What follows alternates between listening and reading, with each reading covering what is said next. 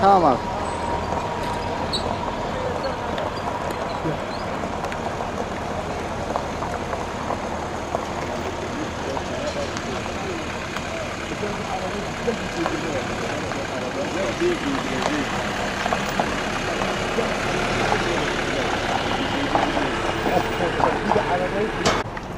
Çek. Şu çadırları al.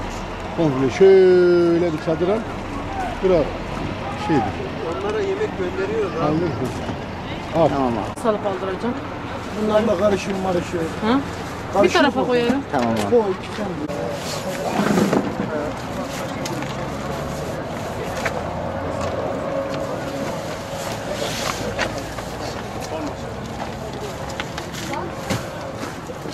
Burada görüşelim.